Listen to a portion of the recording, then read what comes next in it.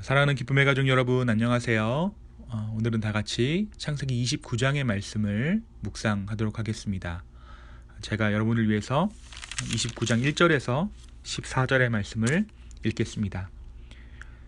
야곱이 길을 떠나 동방 사람의 땅에 이르러 본즉 들에 우물이 있고 그 곁에 양 세 떼가 누워 있으니 이는 목자들이 그 우물에서 양 떼에게 물을 먹임이라. 큰 돌로 우물아귀를 덮었다가 모든 떼가 모이면 그들이 우물아귀에서 돌을 옮기고 그 양떼에게 물을 먹이고는 우물아귀 그 자리에 다시 그 돌을 덮더라. 야곱이 그들에게 이르되 내 형제여 어디서 왔느냐? 그들이 이르되 하란에서 왔노라. 야곱이 그들에게 이르되 너희가 나홀의 손자 라반을 아느냐? 그들이 이르되 아노라. 야곱이 그들에게 이르되 그가 평안하냐? 이르되 평안하니라. 그의 딸 라헬이 지금 양을 몰고 오느니라.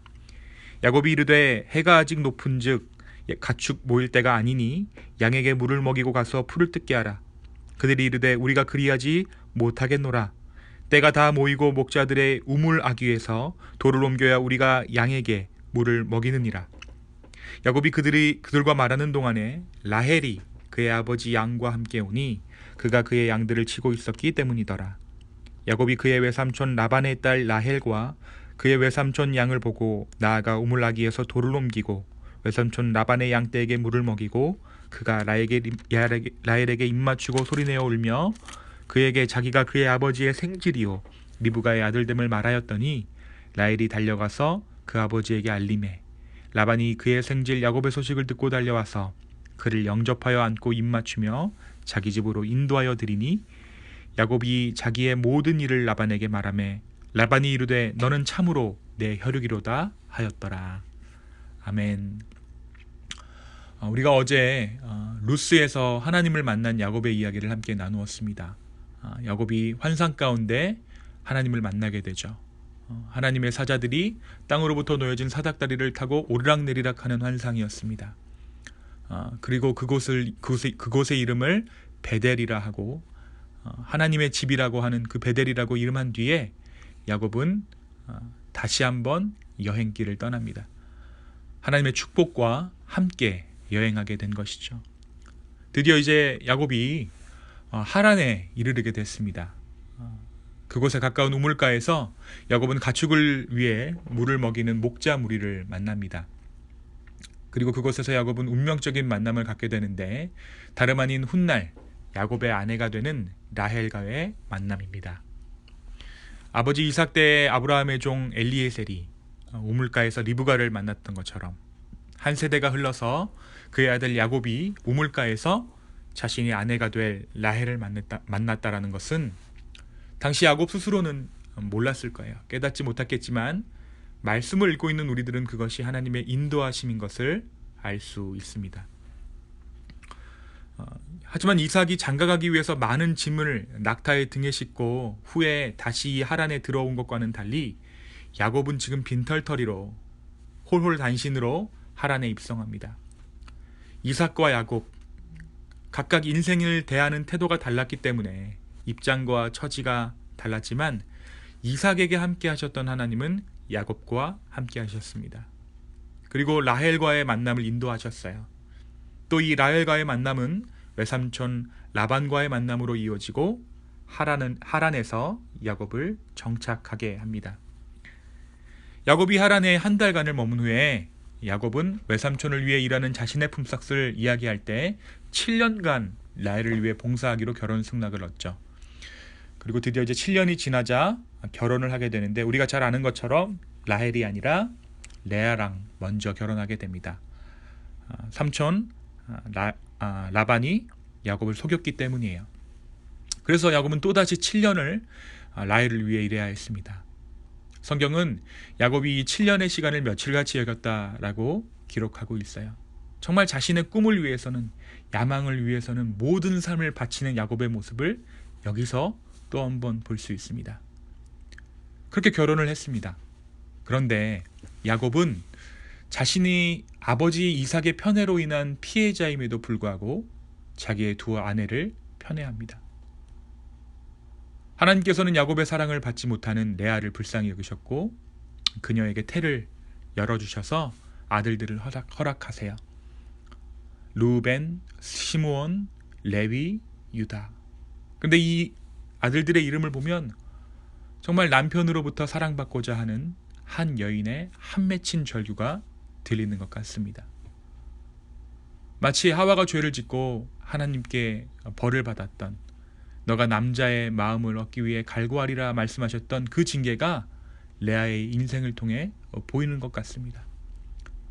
레아가 이 아들들의 이름을 부를 때마다 남편 야곱을 원망하기도 하고 언제 한번 돌아봐 줄까 기대하기도 했습니다.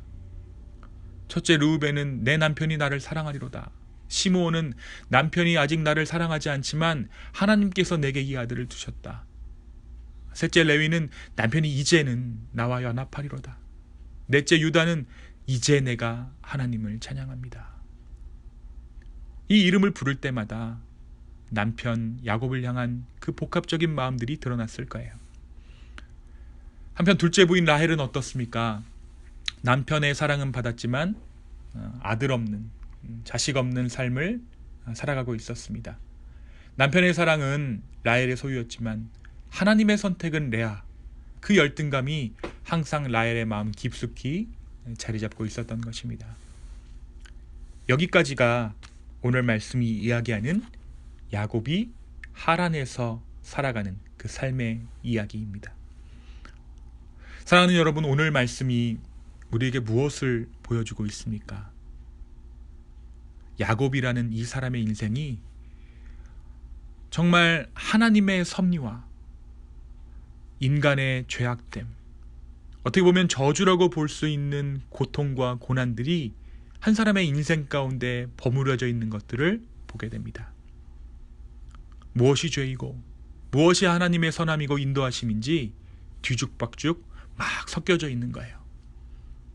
하나님의 인도하심으로 라헬을 만나게 되고 운명적 사랑을 느꼈지만, 또 라헬로 인해 외삼촌 라반과의 만남 역시 순적했지만 라반의 속임수로 야곱은 14년간이나 그 집의 종으로 살아야 했습니다.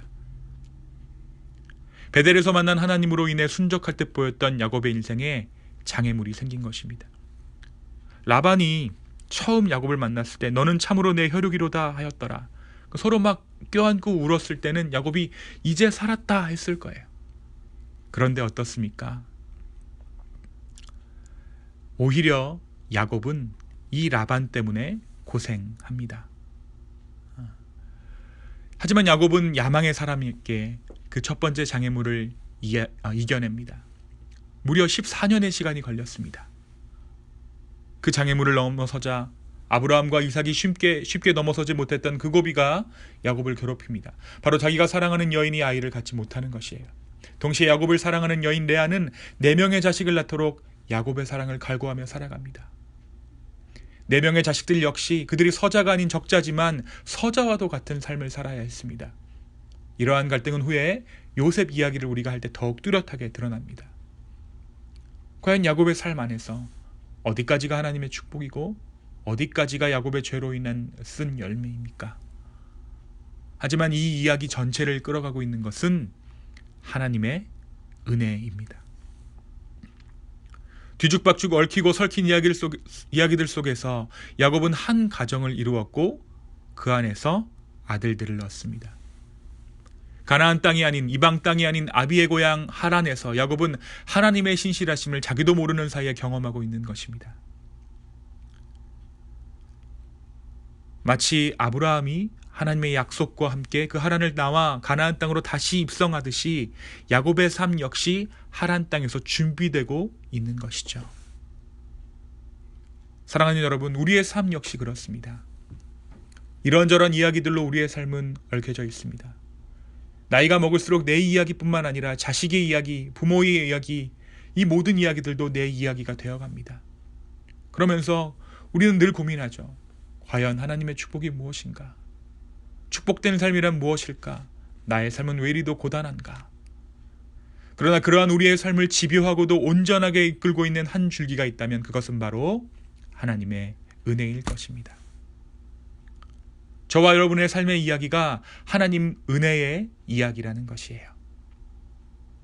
저와 여러분이 있는 지금 이 자리가 바로 하나님 은혜의 한 중앙이라는 사실입니다. 우리의 축복은 우리의 이름을 내는 것이 아닙니다. 오래전 신할 평야에서 탑을 쌓다가 흩어져 버린 그들의 축복이 우리의 축복이 아닙니다.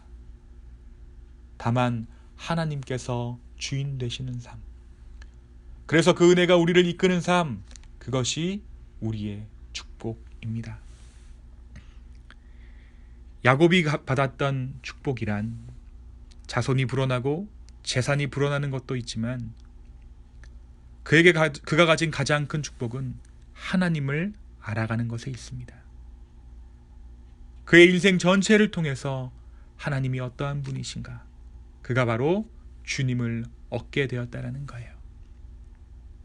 축복인가 아닌가, 인생은 원래 이런 건가 할 그때에 우리를 온전히 이끄시는, 여기까지 나를 인도하신 주님의 은혜를 바라볼 수 있는 저와 여러분의 오늘 하루 되기를 간절히 축원합니다.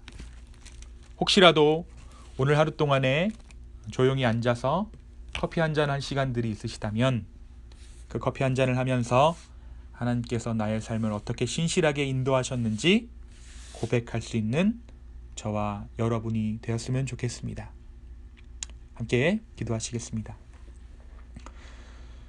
주님, 조바심이 나고 안달이 나고 될 듯 될 듯 무언가 되지 않는 우리의 삶을 볼 때마다 지치고 낭망하지만 그럼에도 나의 삶을 온전히 붙잡고 흐르시는 그 하나님의 은혜를 오늘 우리가 바라봅니다. 성령 하나님, 우리의 마음을 주장하여 주시고 우리를 신실하게 인도하여 주시옵소서. 감사합니다. 예수님의 이름으로 기도하였습니다. 아멘.